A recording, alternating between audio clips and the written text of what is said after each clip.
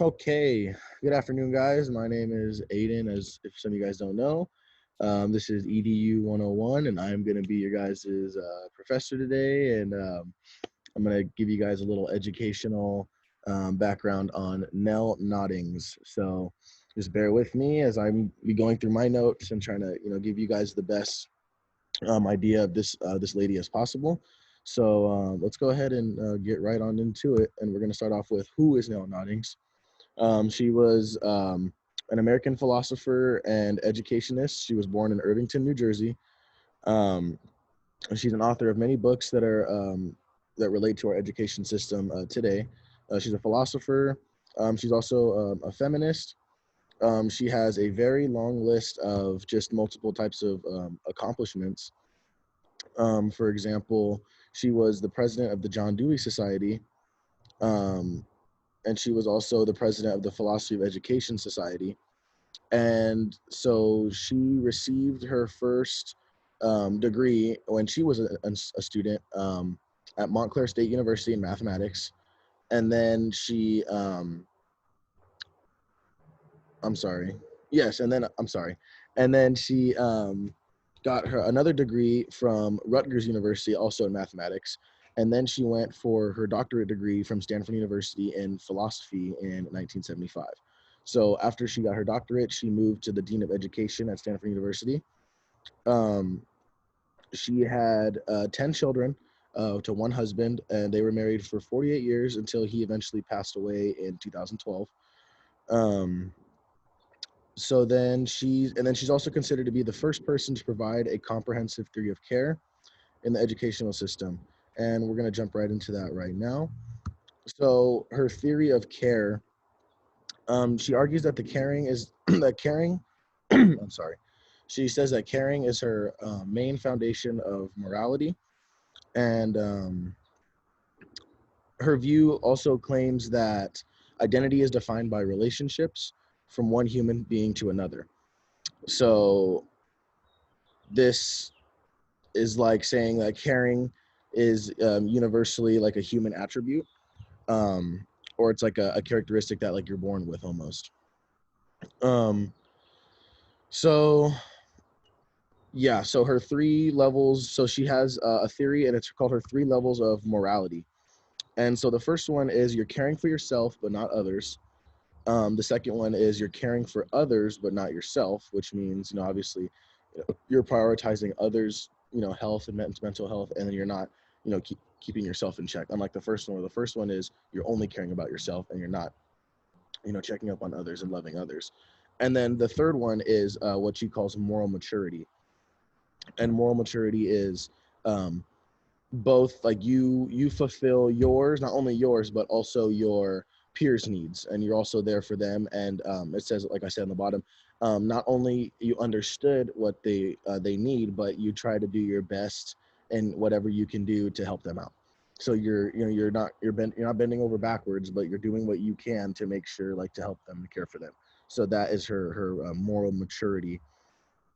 um um if you just think about like typical human life, um, we start off as like little kids and little babies, and we only know, like, as a baby, and we cry for what we want. We cry like when we're hungry. We cry when we need our diaper changed, stuff like that. And no matter how like inconvenient we are being as babies to our parents or our caregivers, they're still gonna come through, and they're still gonna take care of us because we aren't in a position where we can care for ourselves. And then as we get older, obviously we become more dependent on our own, and when we need help, a lot of the times, as we get older, especially in adulthood, we figure it out on our own. So, and then we hit something that we call I call a golden age. We realize that caring is you need to use both sides. You need to care for people, but also people need to care for you, and you need to care for yourself. Sorry, I said that wrong. You need to care for yourself, but you also need to go out and look for others' needs too. And that is when you can get to that moral maturity, when when both parties benefit from the care and love. So yeah. So how did she come up with this? um I'm sorry, one second. So this theory was admitted by her own personal experience, especially in her childhood. um her work viewed. Oh, I'm sorry. So she was a feminist. As I said earlier, she was a feminist, and this type of theory and this caring theory is a lot more. It's a lot more uh, like female generated almost, because women tend to be like the caregivers. They tend to be the ones that are always there for like their babies and whatnot. So this appeals a lot better to a more feminine environment, in my opinion, and it also creates a more feminine environment. Um, her early experiences with teachers, with caring teachers, created the foundation for her interest in the student-to-teacher relationship. So she had teachers in her growing up experience, which made her very interested in the student-to-teacher bond, which made her pursue a theory such as this. Um, yeah. So, and here's her theory is great, but it's such a challenge.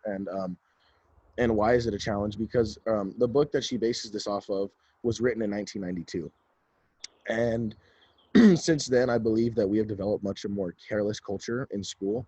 Um, a lot of people go to school and they're kind of just like, I'm going to stay in my lane and I'm going to do my own thing, and then I'm going to get out. I don't really care about, what my peers are doing or what my peers are, struggling with. I'm just going to kind of stay in my lane and kind of get my way out.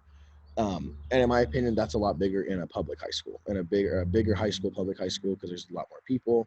Once you get to the smaller schools, like Providence here, I feel like something like that is eliminated totally. Um, so yeah, and like I said, and this was almost 30 years ago, a book like that, and I feel like to try to implement something like that in a school today would just be so hard, and it would be such a challenge to do. So um, this also puts academic intelligence above other types of strengths, and it undervalues the capacities of value of women.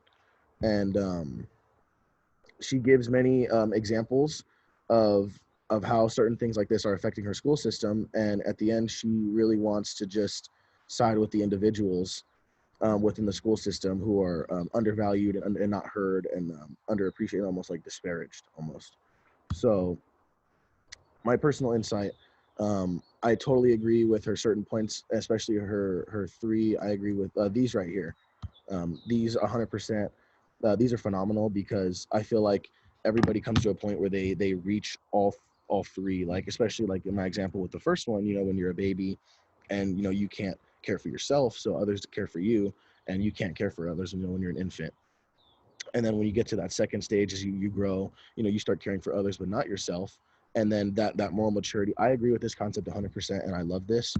But sorry, um my thing is, like I said, this was 30 years ago, and to try to apply this into an educational system today, it would just be so hard. And I feel like, although we can imply little bits and pieces of it, I think personally we can imply the moral maturity part of it into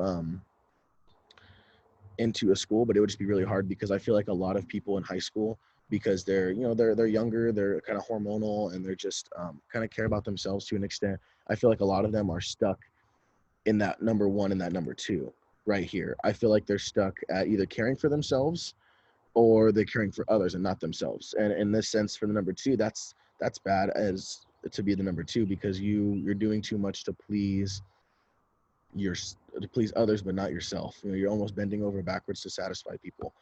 And that's where I just feel like it would be so hard to implement a system like that. And yeah, I that's all I got. And I hope you guys were able to understand that clearly, and I hope it was simple and easy. And yeah, thanks, guys.